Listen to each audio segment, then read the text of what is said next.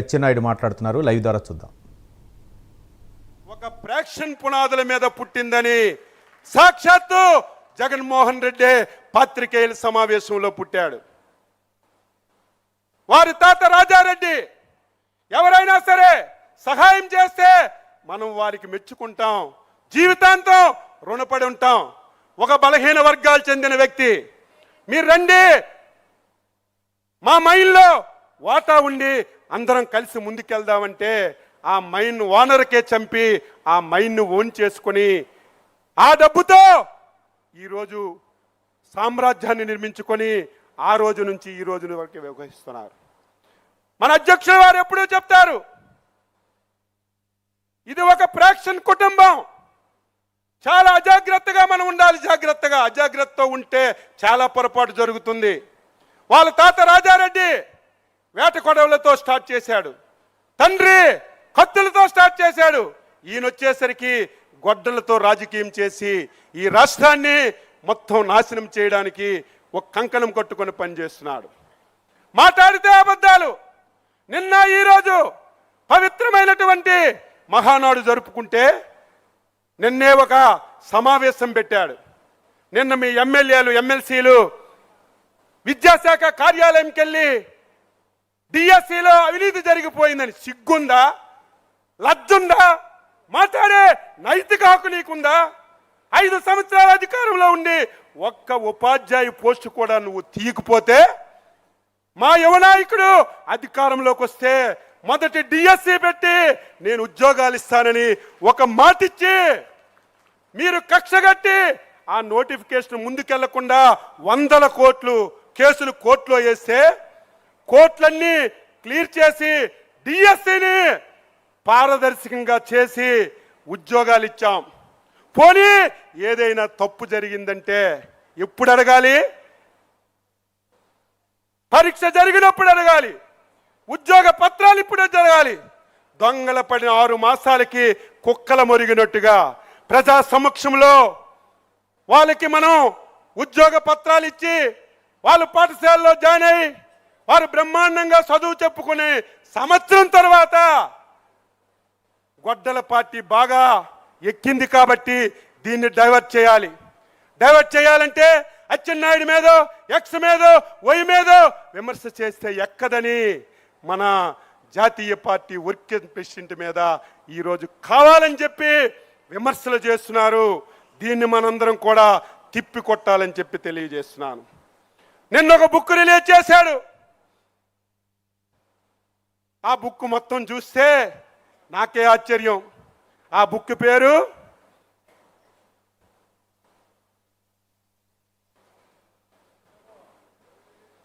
వెన్నుపోటు.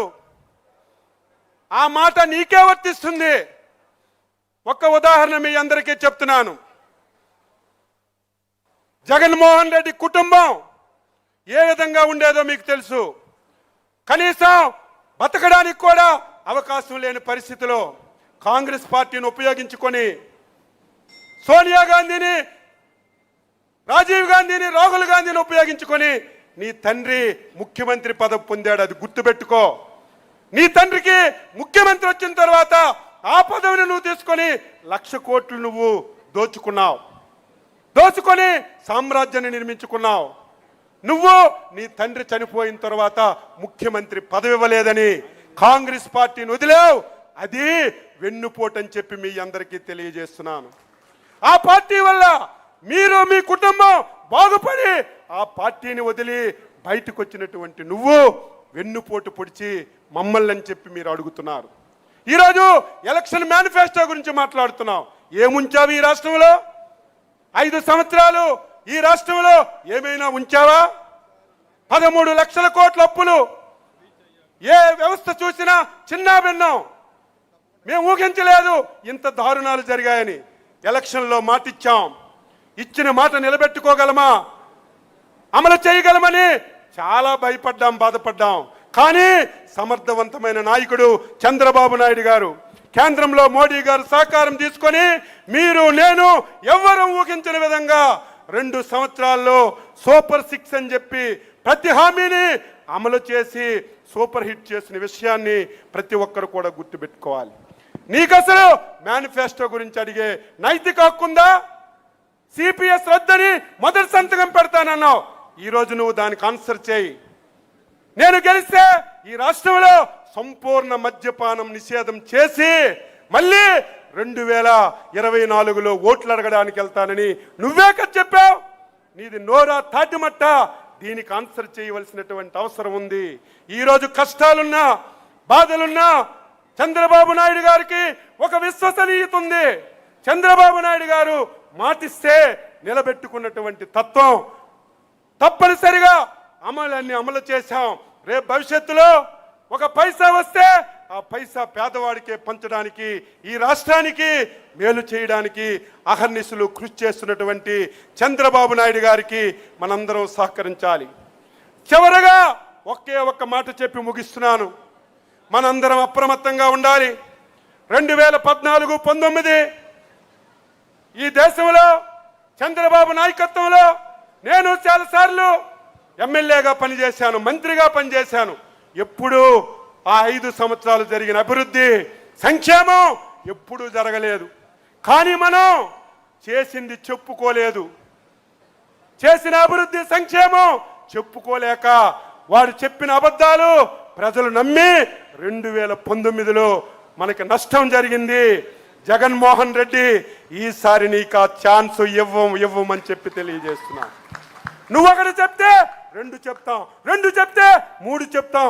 అది కూడా నీలాగా అబద్ధాలు కాదు, వాస్తవాలు. చేసిన పనులు ప్రజలకు చెప్పి చైతన్యపరిచి మళ్ళీ జీవితంలో ఈ రాష్ట్రంలో వైసీపీ పార్టీ జగన్మోహన్ రెడ్డి పాతాళానికి పాతి పెట్టి శబాష్ తెలుగుదేశం, శబాష్ పసుపు జెండాని నిలబెట్టుకుంటామని చెప్పి మీ అందరికీ తెలియజేస్తూ విధ్వంసం నుంచి వికాసం వరకు తీసుకెళ్తున్నాం. రేపు భవిష్యత్తులో ఆంధ్రప్రదేశ్ రాష్ట్రాన్ని ఈ దేశంలో ఒక అగ్రగామిగా నిలబెట్టడానికి మనందరి సహకారంతో చంద్రబాబు నాయుడు గారు, యువనేత లోకేష్ బాబు గారు కలిసి ఈ రాష్ట్రాన్ని ముందుకు తీసుకెళ్తారని ఈ సందర్భంగా తెలియజేస్తూ ఈ అవకాశం ఇచ్చినటువంటి అధ్యక్షుల వారికి, లోకేష్ బాబు గారికి హృదయపూర్వకంగా అభినందనలు తెలియజేస్తూ సెలవు తీసుకుంటున్నాను. జై హింద్. తెలుగుదేశం, తెలుగుదేశం, తెలుగుదేశం.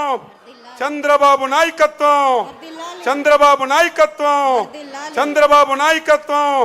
యువ నేత నారా లోకేష్ బాబు నాయకత్వం, యువ నేత నారా లోకేష్ బాబు నాయకత్వం, యువ నేత నారా లోకేష్ బాబు నాయకత్వం. ఎన్టీఆర్, ఎన్టీఆర్, ఎన్టీఆర్. జై